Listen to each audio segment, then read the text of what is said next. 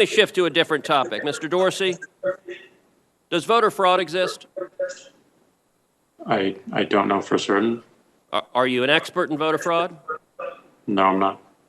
Well, why then is Twitter right now putting purported warnings on virtually any statement about voter fraud?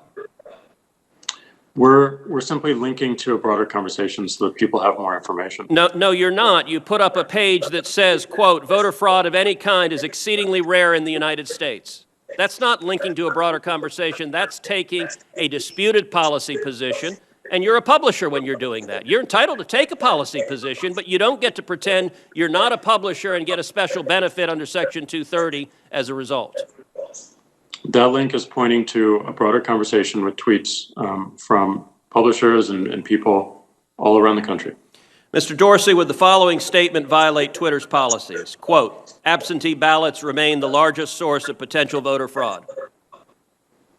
I imagine that we would label it so that people can have more context and read through. How about this quote? Quote, third-party organizations, candidates, and political activists, voter fraud is particularly possible where, quote, third-party organizations, candidates, and political party activists are involved in, quote, handling absentee ballots. Would you flag that as potentially misleading?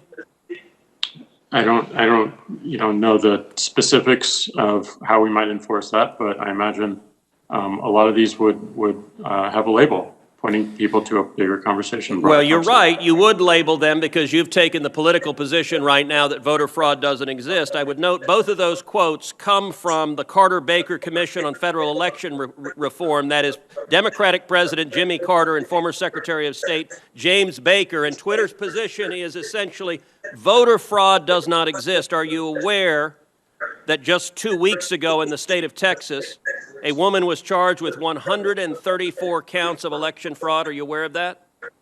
I'm not aware of that. If I tweeted that statement with a link to the indictment, would you put a warning on it that says, well, the Democratic Party position right now is voter fraud doesn't exist? I don't think it's useful to get into hypotheticals, but I don't believe so. You don't believe so? Well, we're going to test that because I'm going to tweet that and we'll see what you put on it.